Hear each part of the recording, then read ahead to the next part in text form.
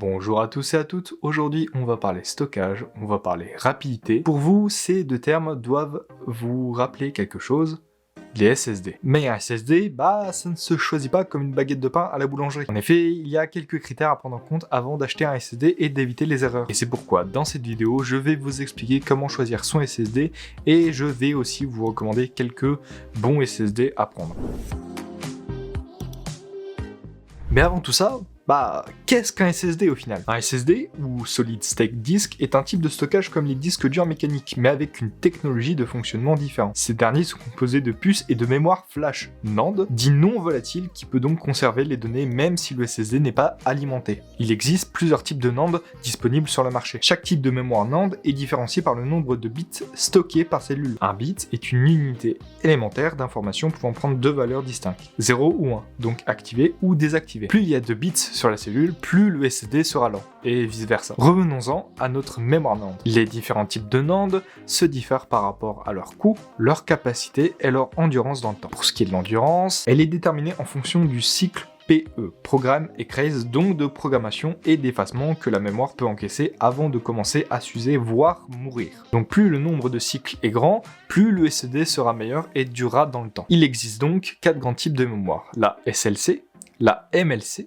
la TLC et la QLC. Pour ce qui est de la SLC, Single Level Cell, donc 1 bit par cellule. C'est actuellement la meilleure norme sur le marché, que ce soit en termes de performance, de précision d'écriture ou même de durée de vie. Mais c'est également la plus chère qu'on ne retrouve rarement en stockage élevé. Je ne recommande que ces SSD là pour des usages type professionnel ou pour des cas très particuliers. Ensuite, on en vient au deuxième type de mémoire, la MLC, qui veut dire Multi-Level Cell, donc 2 bits par cellule. Cette norme est dédiée aux professionnels elle aussi, mais cette fois-ci plus accès ordinateur fixe que serveur de données. Elle reste aussi très performante, mais aussi chère, donc à recommander pour des usages lourds ou des tâches très spécifiques dans le monde professionnel. Après ça, on va passer à une norme beaucoup plus connue dans le grand public, la mémoire TLC, donc Triple Level Cell, donc 3 bits par cellule. Globalement, c'est la meilleure norme actuellement sur le marché, que ce soit en termes de rapport qualité-prix, de performance ou même de durée de vie. Pour vous donner une estimation de durée de vie, on a entre 200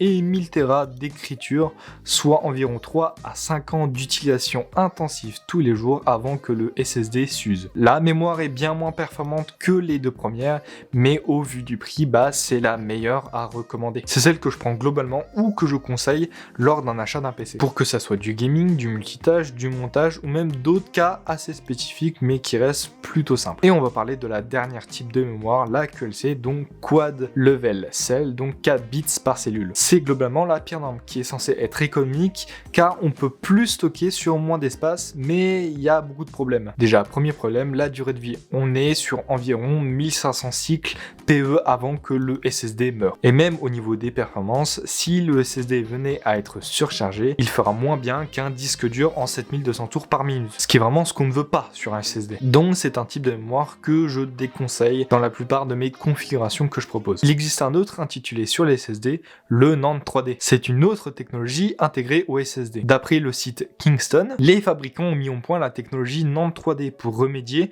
aux problèmes rencontrés lorsqu'ils réduisent la taille des NAND 2D afin d'obtenir des densités plus élevées à un coût moindre. Avec les NAND 2D, les cellules qui stockent les données sont placées horizontalement côte à côte. Cela signifie que l'espace sur lequel les cellules peuvent être placées est limité et que la réduction de leur taille réduit aussi leur fiabilité. Les fabricants de NAND ont donc décidé d'empiler les cellules dans une autre dimension, ce qui a donné naissance à la NAND 3D où les cellules sont empilées verticalement. La densité plus élevée permet d'obtenir des capacités de stockage plus importantes sans gonfler énormément les prix. La technologie NAND 3D offre également une meilleure endurance et une plus faible consommation d'énergie. Ce qui veut dire que c'est une technologie qui a grandement aidé à l'avancée des SSD. Aujourd'hui, la plupart des SSD récents embarquent la technologie, donc pas de souci à se faire là-dessus. Il y a aussi un autre critère à prendre en compte avant l'achat d'un SSD, voir si ce dernier possède un cache DRAM ou non. La DRAM est l'acronyme de Dynamic Random Access Memory, qui est aussi un autre type de mémoire de stockage, mais quant à elle, est volatile, donc perd les données si elle n'est plus alimentée. C'est en gros le même principe que la RAM. Le D de DRAM signifie que pour sa part, la mémoire est dynamique, c'est-à-dire qu'elle a besoin d'être rafraîchie régulièrement pour conserver ses données. La DRAM est utilisée pour la plupart de nos composants connus, comme les processeurs, les cartes graphiques ou les SSD. Mais à quoi sert la DRAM dans un SSD? Cela va permettre au SSD d'avoir plus de vitesse de lecture en théorique et améliorer l'endurance. La différence est minime, mais pour ce qui est de l'endurance, c'est bien meilleur. Le gros avantage d'avoir un SSD sans DRAM, donc DRAMless, est bien évidemment le coût. Un SSD sans DRAM coûtera bien moins cher qu'un SSD avec DRAM. Bref, avec tout ce que je viens de dire, vous pouvez facilement déterminer quel SSD choisir. Pour vous aider dans votre quête à trouver un bon SSD, vous pouvez aller sur le site de TechPowerUp dans la database des specs des SSD. Vous pourrez simplement entrer le nom du SSD et voir les informations nécessaires pour le choix de ce dernier. Et si seulement vous voulez quelques bonnes références, je vais vous en donner. Et du coup, on se retrouve directement sur le PC. Je vais vous montrer du coup quelques SSD que je peux vous conseiller. On va commencer du coup par les SSD 2,5 pouces. Donc en premier, je peux vous conseiller le SSD de chez Kingston, le A400 en SATA. Donc voilà, c'est un petit SSD assez sympathique. Alors, on peut retrouver à 65 € sur Amazon. Mais le seul problème qu'a ce SSD, type de mémoire en TLC, mais il n'a pas de DRAM, donc il est DRAMless, donc c'est pas ce qui est au top. Mais si vous avez très peu de budget pour un SSD, c'est ce que je vous recommande. Voilà. Ensuite, on va passer au classico Crucial MX500. Je pense que vous devez le connaître, hein. TLC, et il a un cache de RAM. Il est environ entre 75 et 80 € en ce moment. Très très bon SSD. L'un des meilleurs, voire même le meilleur sur le marché actuellement, hein, en termes de rapport qualité-prix. Donc si vous devez acheter un SSD en 2,5 pouces pour des jeux, pour même un Windows ou quoi qu'autre, achetez-le. Franchement, c'est le meilleur. Et on a le classico aussi, Samsung 970 EVO. TLC avec un cache de RAM. Voilà, Samsung est réputé pour ayant les meilleurs SSD sur le marché. Ensuite, on va passer au SSD NVMe M.2.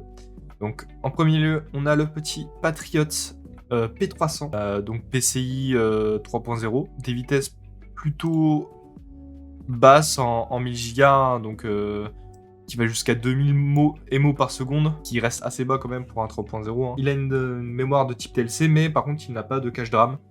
Donc voilà. Mais 60 € pour un NVMe, ça sera bien mieux qu'un A400. Je pense que si vous avez la place pour mettre un M.2, je vous conseille plus ça que le Kingston A400. Ensuite, on a le Viper VPN 110, qui est aussi en PCI Gen 3. C'est jusqu'à 3300 et 3000 en écriture et en lecture.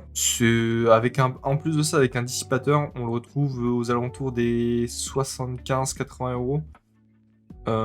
Patriot, si vous ne connaissez pas, c'est une très bonne marque qui fait de la RAM, qui fait des SSD. Et on a aussi le bon vieux Samsung 970 Evo Plus, voilà, en 1 Tera à 500 Go. C'est actuellement le meilleur SSD aussi NVMe en PCI 3.0. On trouve à 90 € le Tera à peu près. Bien sûr, TLC avec un cache de RAM, donc que dire de plus. Ensuite, on va passer au SSD en PCI 4.0, passer sur le Kingston KC3000, le moins cher, et lui par contre est directement TLC avec un cache de RAM. C'est vraiment actuellement le meilleur SSD en termes de rapport qualité-prix pour des 95-100 €.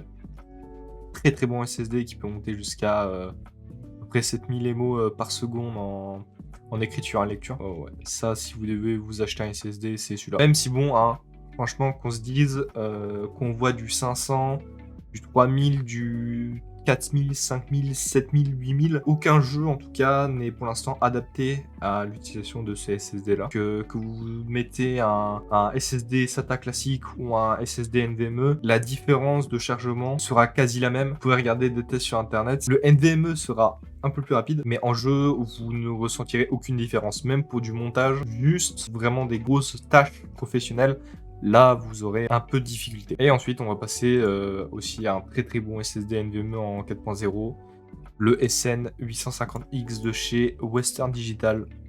très bon avec des performances de fou. Il peut monter jusqu'à en vitesse de lecture à 7300 et des vitesses d'écriture à 6300. Il est environ à 110 €, 115 € je crois sur Amazon, ou un peu plus, je sais plus. Ah ouais, en plus il est compatible PS5. Par contre, il faut mettre le dissipateur thermique pour ce genre de SSD. Et n'hésitez pas aussi si vous avez des recommandations à dire dans les commentaires.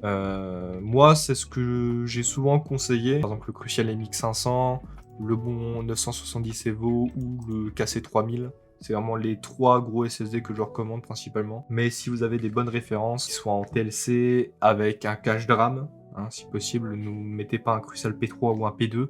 Ça, c'est pas ouf, s'il vous plaît. C'est mieux. Voilà, merci. Bref, merci beaucoup d'avoir regardé ces vidéos. J'espère qu'elle vous a plu.